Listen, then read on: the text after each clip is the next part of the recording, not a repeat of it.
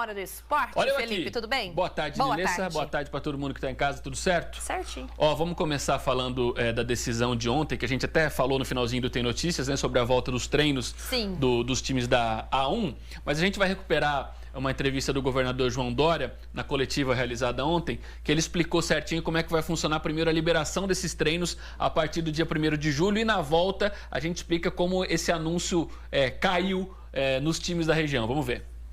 O governo do estado de São Paulo... Aquela comida que bate esquisita. Eles queriam antes. Essa notícia bateu muito, desceu com a expectativa que eles tinham, era essa. Agora vai ter que esperar mais uma semana, Esperar mais, e por que eles não gostaram?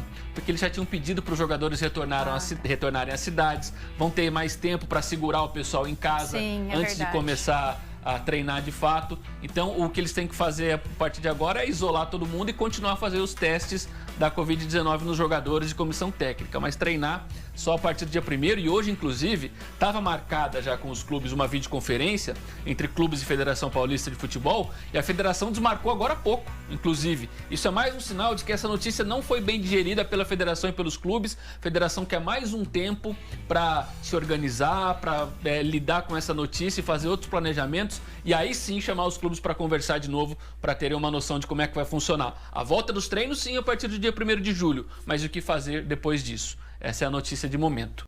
Vamos partir pro TBT? TBT, vamos lá. É hora do TBT, o momento de a gente relembrar fatos marcantes, histórias legais aí do esporte da nossa região. Você participa, você em casa pede e a gente tenta atender na medida do possível. Começando com o pedido da Kátia Pontes. A gente sempre gosta quando as mulheres participam aqui. Verdade. Que legal. A Kátia, ela pediu jogos entre Novo Horizontino e América de Rio Preto. A gente achou um bem legal no dia 27 de março de 2013, porque tem muitos lembrar um momento marcante do futsal aqui em Rio Preto. A gente vai voltar para o dia 2 de agosto de 2011 para ver primeiro o Centro Regional de Eventos. Eu queria ver show, né? Claro, né? Mas 7 mil pessoas no Centro Regional de Eventos. Que maravilha. 7 mil pessoas. Ai, que saudade do esporte de Rio Preto movimentar tanta gente, né? Faz tempo que nenhuma modalidade aqui em Rio Preto consegue mobilizar tanta gente. Fica aí, então, essa saudade aí do futsal de Rio Preto.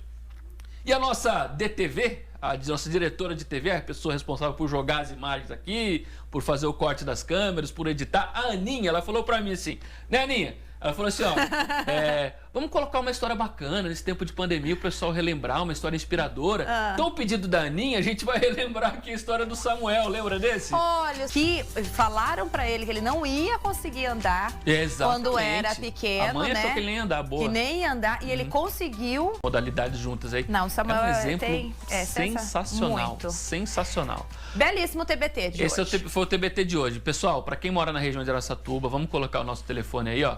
18 997 997 64 3642, eu nunca decoro. Para quem mora na região de Rio Preto. Deixa que eu falo. Para quem mora na região de Rio Preto é o 17 997 77 52 14. Precisando de alguém para falar telefone, é só me chamar. Tô novo na casa, né? Para não decorar o WhatsApp. Gente, vocês mandem. Cheguei ontem na casa, né? Por isso que eu decorei. Se vocês tiverem sugestões, mandem. Só lembrar, o título do América de 99 da 2 a gente já mostrou. E o acesso do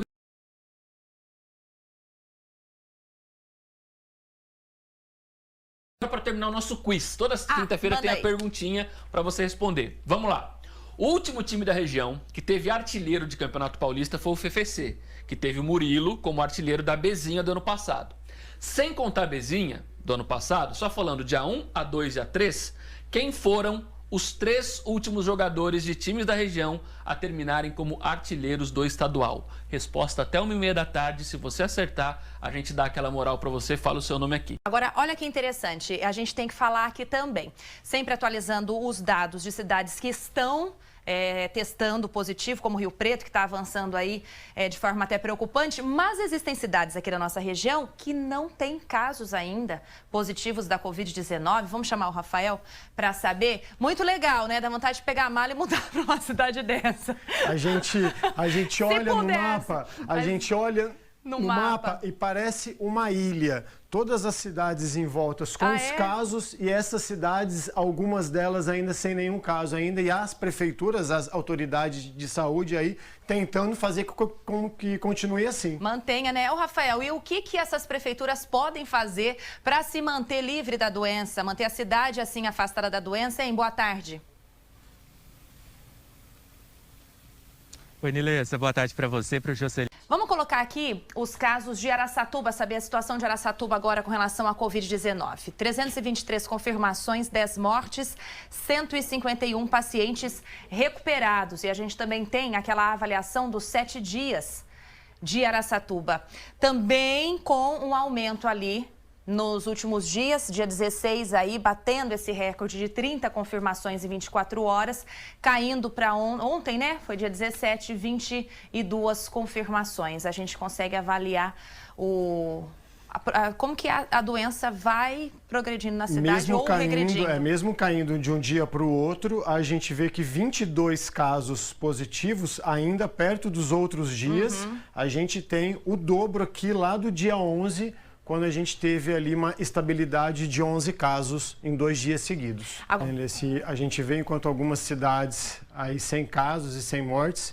Um detalhe, Nilessa, essas cidades, apesar de menores e com população menor também que Rio Preto, proporcionalmente ao número de 100 mil habitantes, são cidades consideradas com um número alto da doença quando comparado aí com maiores como Rio Preto, Araçatuba. A gente vê, por exemplo, Catanduva, né, que é uma cidade de pouco mais de 100 mil habitantes, com essa quantidade de casos e mortes também. Se a gente for pegar o Noroeste Paulista aqui, são 4.600 casos até agora, confirmações, e 181 mortes no total.